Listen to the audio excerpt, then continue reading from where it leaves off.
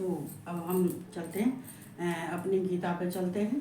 और जो को अभी मैंने ऐसे पुराण सुनाया था, और अब हम गीता पे चलते हैं और भगवान कृष्ण के नगरी में चलते हैं, वासुदेव की नगरी में चलते हैं।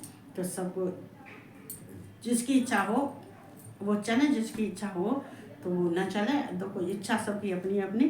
तो हम पहले भगवान कृष्ण का, राधा रानी का आह्वान करते हैं और उनकी स्तुति वंदना करते हैं, उनको बुलाते हैं। चूँकि भगवान को बिना बुलाए तो इस गद्दी का कोई महत्व नहीं है। भगवान, हालांकि मेरी ये मेरी गद्दी नहीं है, ये भी यहाँ सोती हूँ, यहाँ पे मैं सोती हूँ, पूजा भी करती हूँ। ये भगवान जी का घर है, कमरा है, मकान है। ये हाँ मकान, जो निकलती है उसको सुनते जाना। ये भगवान मैंने कह रही, ये हमारे कृष्ण कह रहे हैं, हमारे कन्हैया कह रहे हैं। तो जी ये मैं शांतिपूर्ण, मैं कोई व्यास गद्दी नहीं, मेरी यही व्यास गद्दी है। यहीं से मैं सब कुछ बोलती हूँ, जो कुछ भी बोलती हूँ यहीं से बोलती हूँ। यहीं भगवान की आराधना, पूजा सब जो कुछ भी यहीं करती हूँ, यहीं शयन करती हूँ और सब कुछ। तो यहाँ से हम जो बोल रहे हैं तो यहाँ भगवान को हम बुलाते हैं। चलो मेरे साथ मिलकर, ओम कृष्णाय नमः, ओम वासुदेवाय नमः, ओम परमात्मने नमः, ओम गोविंदाय नमो नमः, ओम राधा वल्लभाय नमः, ओम क्लीं कृष्णाय नमः, ओम क्लीं कृष्णाय नमः, ओम क्लीं कृष्णाय नमः। ओम कृष्ण भगवान राधा रानी को कोट कोट प्रणाम, कोट कोट वंदना करती हूँ, स्तुति करती हूँ। और जितने संसार के हैं सबको जय श्री कृष्णा और राधे राधे। तो चलते हैं, जितने भी हैं बड़े हों उनके लिए मैं प्रणाम भी करती हूँ। मेरे लिए देखो ये सब बहुत, ये कोई मेरे लिए कोई बड़ी बात नहीं, छोटी बात है सबको प्रणाम करना।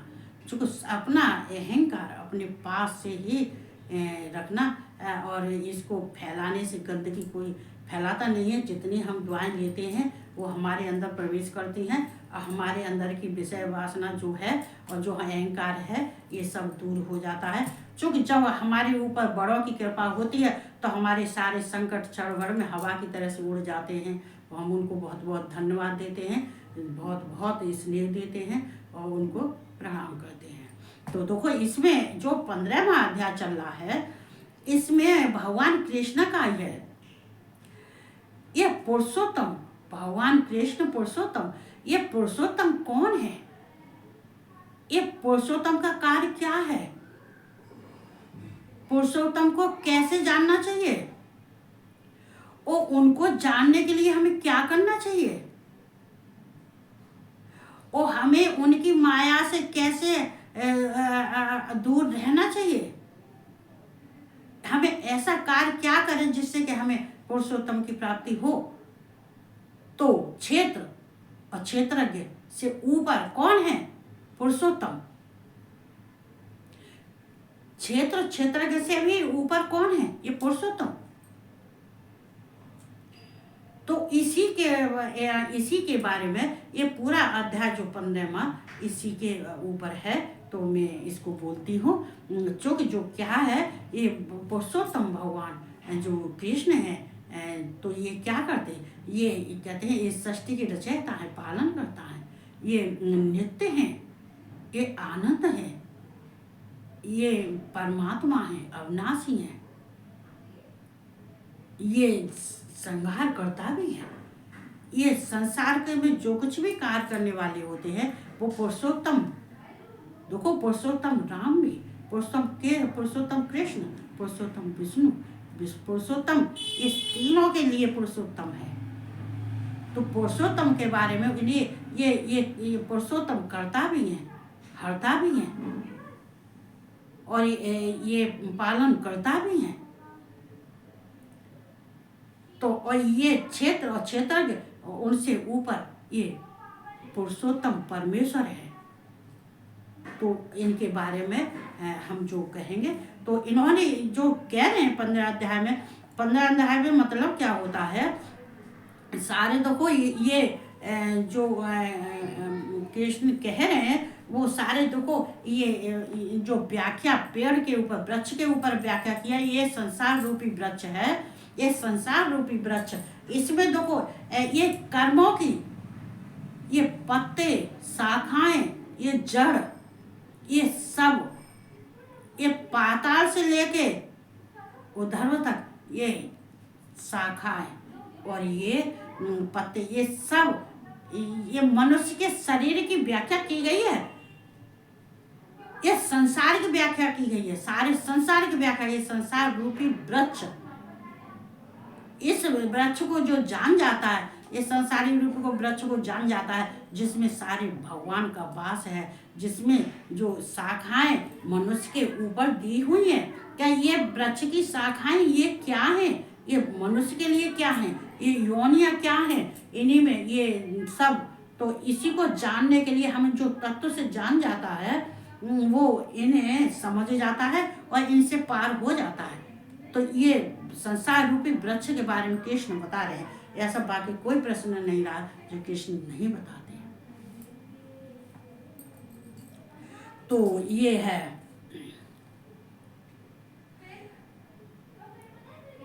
अधसौदर्व प्रस्तास्ता शाखा गुण प्रबद्धा विषय प्रवाला अधश्च मूलान्य संततान कर्मानुबंधीन मनुष्य लोके। देखो ये मूल्यान, मूल, अन्य, अन्य जो मूल के और अन्य है मूल्यान, इसमें देखो पत्ते, शाखाएं, योनियां, मनुष्य की योनियों के बारे में ही कहा है कि ये जो कर्म की योनियां हैं वे कौन है। तो ये कहते हैं ये संततान, तो ये सब भगवान कृष्ण कह रहे हैं, ये इस वृक्ष की शाखा रूप ब्रह्मा जो प्रकट होते हैं और ये जो अपने यज्ञ कर्मों के द्वारा जो इनकी औषधियों का, इन जो वृक्ष की जो रक्षा करता है, वृद्धि करता है, तो कहते हैं ये ही हमारे अंदर जो प्राप्त करके ये जो अपने सुख आराम को भोगता है। और जो क्या पत्ते, जो पत्ते और जो वेद हैं वो पत्ते कहा जाता है। चूँकि ये वृक्ष की जो संदा होती है वो किसके काम की, यज्ञ के काम आती है। यज्ञ हवन हम करते हैं, यज्ञ करते हैं। तो वो संसार वृक्ष की तीनों गुण रूप जल के द्वारा बढ़ी हुई एवं विषय भोग रूपी कोपलों वाली देव। देखो यहाँ जो कोपलों वाली देव, मनुष्य और त्रियक आदि यौन रूप शाखाएं नीचे और ऊपर सर्वत्र फैली हुई हैं। तो ये उस संसार वृक्ष की तीनों गुणों रूप जल के द्वारा बढ़ी हुई एवं विषय। तो ये कितनी बड़ी बात की है कि ये जो संसार की वृक्ष की तीनों गुण का ये जो संसार, ये वृक्ष है, ये तीनों गुण, ये सत रज तम, ये तीनों गुण रूपों से जो रूप से जल के द्वारा बढ़ी हुई एवं विषय, जो इनके तीनों गुणों के रूप में ये जल के द्वारा ये बढ़ी हुई है, ये क्या कहते हैं, ये वृक्ष जो बढ़ा हुआ है, बढ़ी हुई है, और इसके जो विषय विकार हैं, शब्द रूप रस, तो ये मनुष्य के ऊपर है। जैसे मनुष्य है, मनुष्य का जन्म हुआ, जन्म होने के बाद में वो उसके जो है योग माया से जो उत्पन्न होता है, तो वो सारा क्षणभंगुर होता है, नाशवान होता है और दुख रूप होता है। तो ऐसे चिंतन को त्याग करके और परमेश्वर का निरंतर करता है तो ये भगवान को पा लेता है। लेकिन उसको ज्ञान होना चाहिए कि ये वृक्ष उसका शरीर है और ये जो उसकी शाखाएं हैं जो फैली हुई हैं, ये योनियां हैं। तो देखो जैसे जी कर्म करता है तो यहाँ तीनों गुण रूप जल के द्वारा, जैसे कि यहाँ पर जल के द्वारा पेड़ को सींचा जाता है, वैसे मनुष्य के देह रूप जो धारण करके आता है तो उसको गुणों के द्वारा सींचा जाता है। वो इन गुणों से ही कर्म बंधन से छूटता है और कर्म बंधन में पड़ता है और तरह तरह की योनियों में जन्म लेता है। इसलिए ये तीनों गुण के द्वारा मनुष्य ये शरीर उत्पन्न हुआ है। ये प्रकृति से तीनों गुणों से उत्पन्न हुआ है। तो ऐसे ही ये तीनों गुणों रूप जो मनुष्य के अंदर हैं, तीनों गुणों से वो शरीर उसका उत्पन्न हुआ है। ऐसे ही इन जल के द्वारा बढ़ी हुई एवं विषय, ये विषय जो मनुष्य के विषय हैं क्या हैं, ये रूप रस गंध शब्द स्पर्श, ये जो भोग रूपी है, और ये कोपल वाली देव, ये कोपल हैं। तो ये क्या है, मनुष्य और त्रियक आदि यौन रूप शाखाएं, ये मनुष्य की। अब ये तो जब वृक्ष की है, तो ये तो देवियों की शाखा है, ये तो देवों की शाखा है। वृक्ष देवताओं की शाखा है, वृक्ष देव है, वृक्ष देवता है उसमें। तो जो देवताओं की शाखाएं फैली हुई हैं, जो ऐसी मनुष्य की संसार में यौन रूपी शाखाएं फैली हुई हैं। देखो वृक्ष की तुलना दी गई है यहाँ पे। ये जो कुछ दिया है कृष्ण भगवान ने, जो ज्ञान दे रहे वृक्ष के ऊपर है कि मनुष्य का शरीर जैसे कि जल को, जैसे वृक्ष को, संसार रूपी वृक्ष को जल से सींचते, ऐसे इंसान का शरीर तीनों गुणों से सींचा जाता है। तीनों गुण उनके उसके अंदर हैं, तीनों गुणों से ही वो उत्पन्न होता है, और वे गुण हैं, और वो ही गुणों के अनुसार उसके कर्म होते हैं। उसके कर्म अच्छे हैं या खराब हैं, जो कर्मों के अनुसार ही ये योनियों में जन्म लेता है, वो ही शाखाएं हैं जो जन्म लेता है। तो ये जो विषय विकार हैं शब्द है, जैसे रूप रस गंध शब्द, ये मनुष्य के जो विषय विकार हैं, ये भोग रूप हैं। और जो कोपल वाले हैं वो देव मनुष्य हैं।